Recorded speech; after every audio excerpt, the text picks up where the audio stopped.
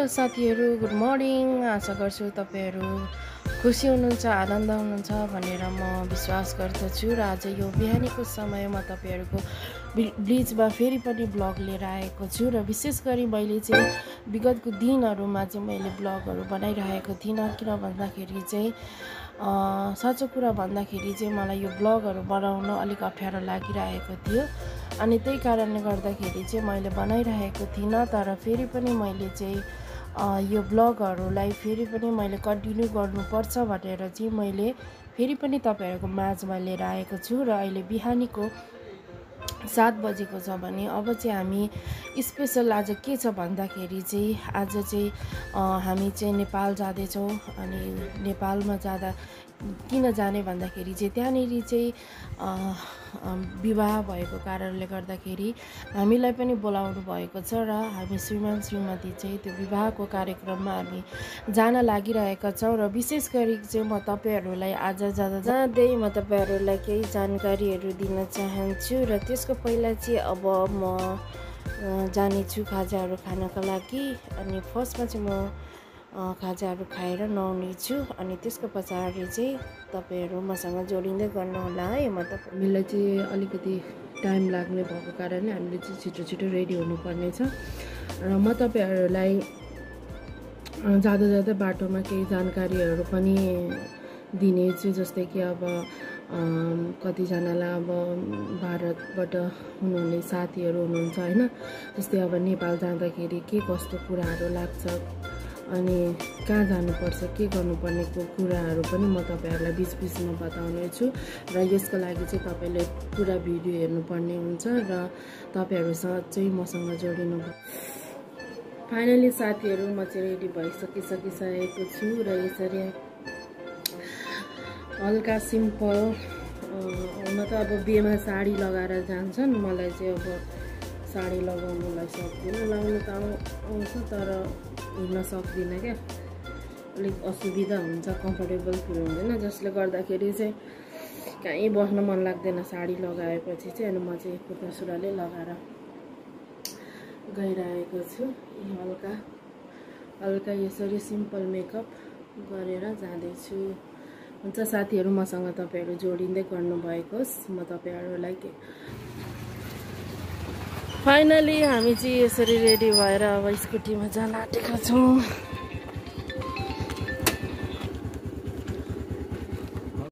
ID card चाहिँ बोक्नुपर्छ, ID card बोकेन भने चाहिँ जान पाइँदैन। अनि यहाँ चाहिँ हाम्रो घर छ यता पछाडि गयो भने।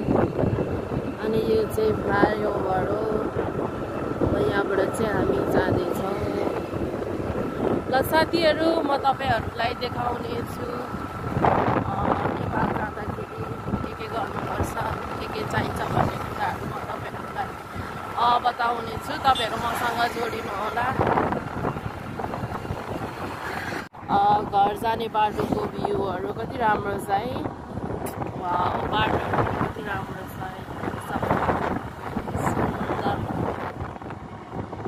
सक्नुहुन्छ।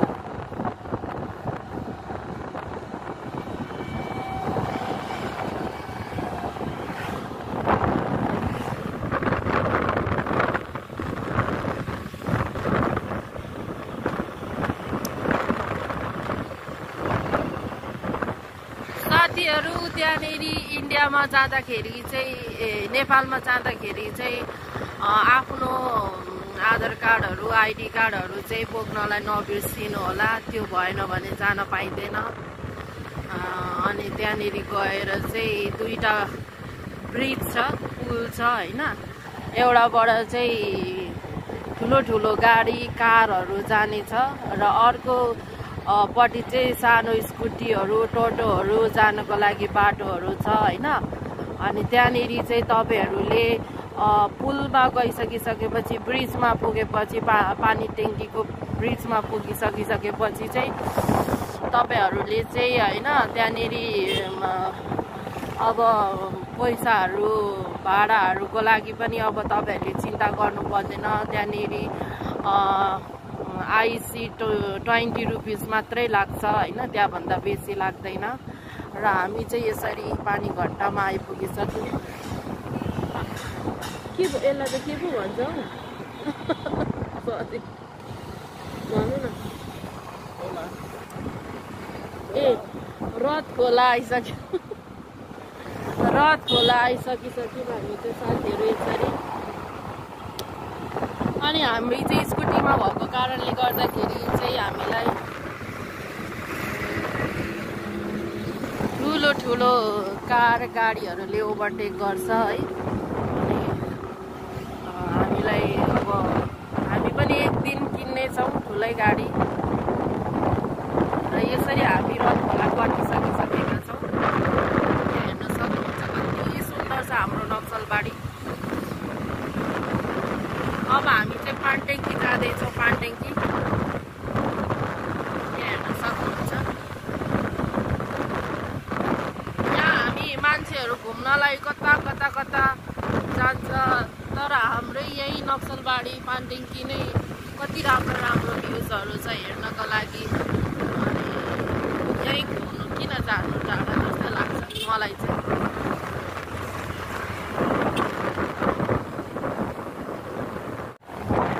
साथीहरू हामी आइसक्यौँ नेपाल र इन्डियाको गेटमा। अनि यहाँ तपाईँहरूले देख्दै हुनुहुन्छ होला गेट ग्रिन कलरको गेट छ। अनि यो गेटबाट चाहिँ उता स्कुटीहरू बाइकहरू जान पाउँदैन। यहाँबाट चाहिँ ठुलो गाडीहरू मात्र जान पाउँछ यो बाटोबाट चाहिँ। अनि यता छ अर्को ब्रिज अनि यताबाट चाहिँ सानो जस्तै यो टोटोहरू थाहा छ। अनि त्यहाँनिर चाहिँ पुलिसहरू एसएसपीहरू बसेको हुन्छ कि अनि त्यहाँनिर चाहिँ खिच्नलाई दिँदैन कि यताबाट चाहिँ नेपाल जान्छ। यी हामी चाहिँ यहाँनिर पुलमा आइसक्यौँ। पुरा जाम रहेछ हौ बाब्रे। नेपालमा नि पुरा चेकिङ छ कि क्या हो?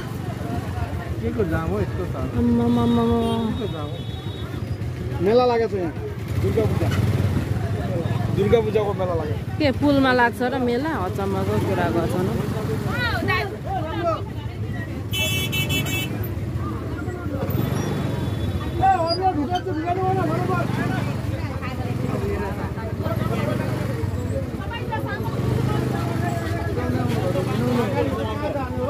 बाफरे कस्तो जाम हो।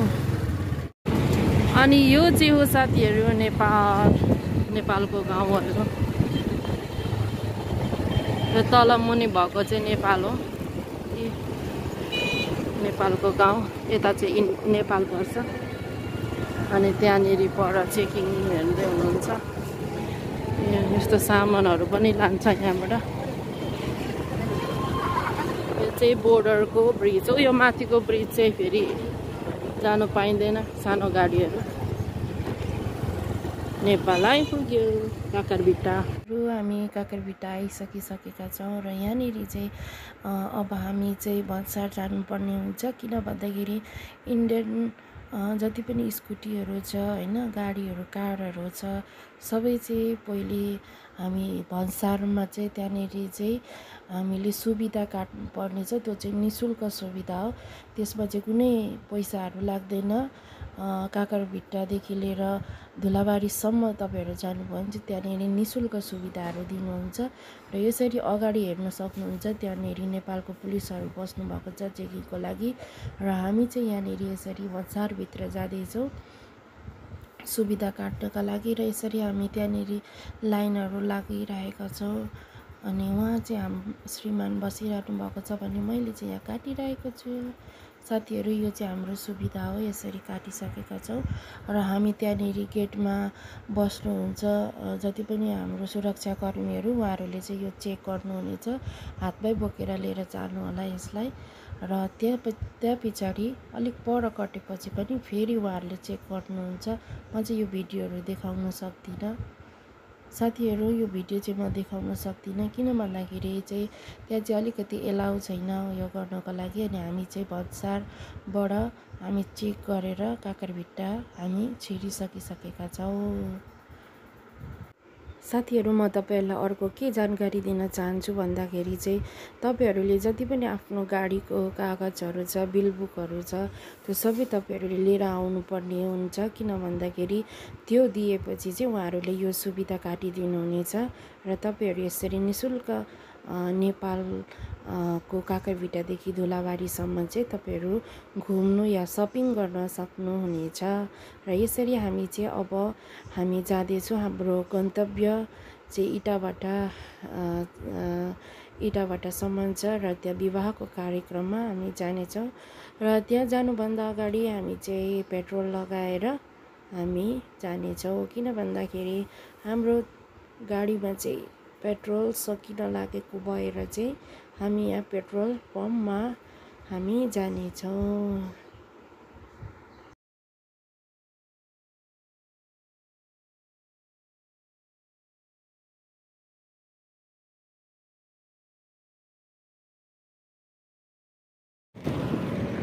साथीहरू, हामी तेल लगाएर अब हामी जाँदैछौँ इटाभाटा बिहे घरमा।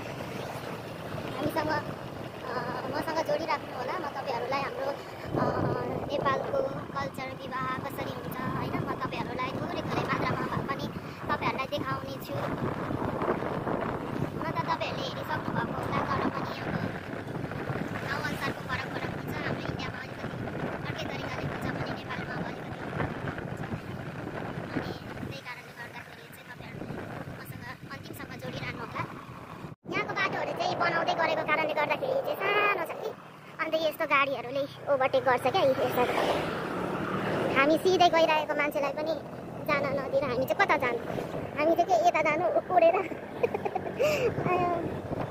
यो ठुलो गाडीहरूले पनि कति हेर्छन् हौ सानो गाडीले गर्दा।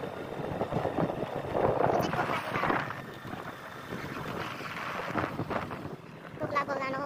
अनि यहाँ हामी प्यारीभित्र आइसकिसक्यो। नेपालमा एउटा खासियत चाहिँ के हुन्छ भन्दाखेरि चाहिँ नि, जत्रै ठुलो घर भए पनि यस्तो यो गेटहरू लगाएको हुँदैन कि, हेर्न सक्नुहुन्छ। मतलब उयो वालहरू लगाएको हुँदैन। अब जस्तै हाम्रो इन्डियामा त कति उयो हुन्छ, टिनको भए पनि वाल लगाएकै छ, जसको पनि बेरा लगाएकै छ। अब यहाँ त्यस्तो छैन, यति राम्रो हेर सफा क्या।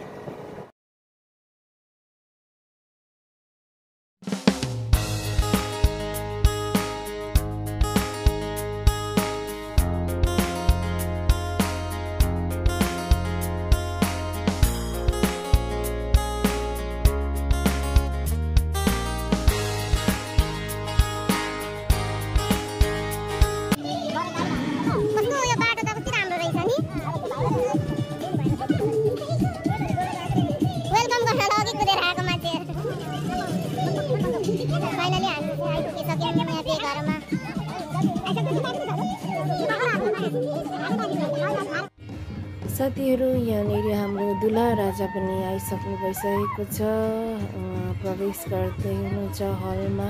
अनि यसरी जन्तीहरू पनि एकदम आनन्दको साथमा नाच्दै नाच्दै आउँदै हुनुहुन्छ। यहाँ हेर्न सक्नुहुनेछ कतिजना नाच्दै नाच्दै खुसी बनाउँदै आउँदै हुनुहुन्छ। हेलो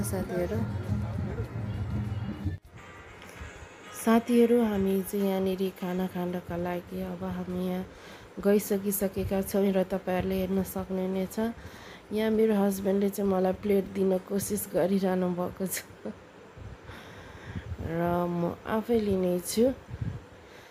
यहाँनिर हामी आज खानाको आइटमहरू हेर्नेछौँ। यहाँ हेर्न सक्नुहुनेछ पुलाउ, र मैले चाहिँ 2 पुनु लिइसकिसकेको छ किन मलाई पुरा भोक लागेको छ। अनि दाल, अनि यहाँ परवलको सब्जी छ, अनि यहाँ मटरको पनि सब्जी छ, अनि यो चाहिँ टमाटरको अचार हेर्दै खाउँ लाग्दो। अनि यो चाहिँ छ कुकुम्बर काँक्रा, अनि यो छ प्याजी, अनि दही मिस्टी, अनि त्यहाँ पछाडि आउँछ प्राउन चिप्स। र यसरी हामी दुवैजना अगाडि पछाडि हुँदै हामी लिँदै जाँदैछौँ। हाम्रो प्लेट भरिसकिसक्यो खानाले, तर अझै सकेको छैन। यहाँ दुईवटा अप्सन थियो, माछा र कुखुराको मासुको। मैले चाहिँ कुखुराको मासुले। अनि यहाँ चाहिँ अब हामी कसरी कहाँ बस्ने भन्दाखेरि पर चाहिँ एउटा सिट खाली भएकोले गर्दाखेरि चाहिँ हामी सबैजना गरेर त्यो सिटमा गएर बस्यौँ र हामी चाहिँ यसरी सिट पाएर बस्यौँ। तर यति धेरै गर्मी थियो साथीहरू, तर पनि केही छैन। अब सिचुएसन अनुसार हामी बस्नुपर्ने हुन्छ, सहनुपर्ने हुन्छ। खानापिनाहरू पनि एकदम हेर्दैखेरि टेस्टी लागिरहेको थियो। र अब चाहिँ मैले यहाँनिर खाना टेस्ट गर्नका लागि गइरहेको छु साथीहरू। तपाईँहरू पनि मसँग साथमा। यहाँ हामीसँग आइसकेको छ दही। साथीहरू मैले पनि फर्स्ट बाइट लिएँ ल।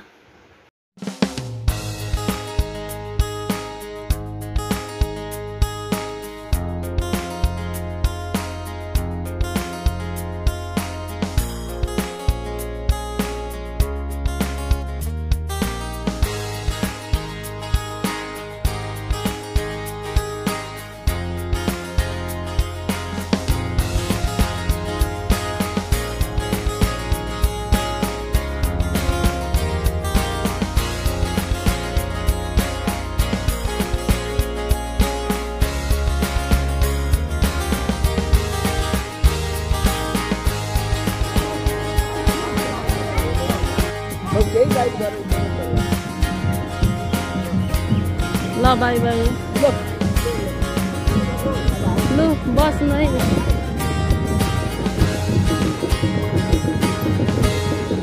पिक बजाउनु न।